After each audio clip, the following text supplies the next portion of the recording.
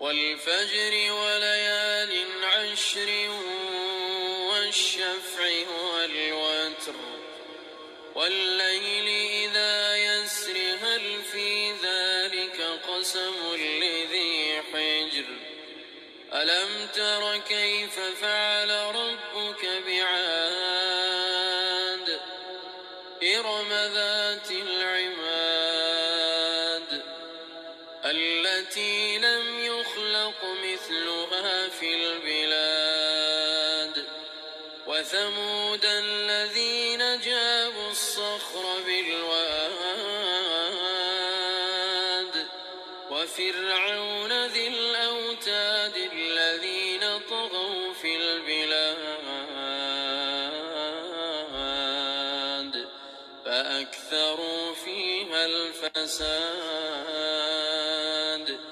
فصب عليهم ربك سوط عذاب إن ربك لبالمرصاد فأما الإنسان إذا ما ابتلاه ربه فأكرمه ونعمه فيقول ربي أكرمن وأما إذا ما ابتلاه فقدر عليه رزقه فيقول ربي أهانن كلا بل لا تكرمون اليتيم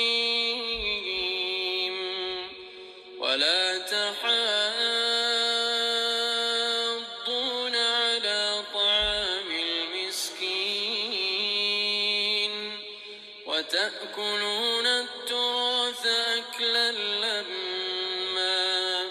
وتحبون المال حبا جما كلا إذا دكت الأرض دكا دكا وجاء ربك والملك صفا صفا وجيء يومئذ بجهنم يومئذ يتذكر الإنسان وأنى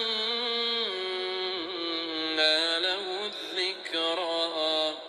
يقول يا ليتني قدمت لحياتي فيومئذ لا يعذب عذابه أحد ولا يوثق وثاقه أحد يا أيتها النفس المطمئنة ارجعي إلى ربك راضية مرضية فادخلي في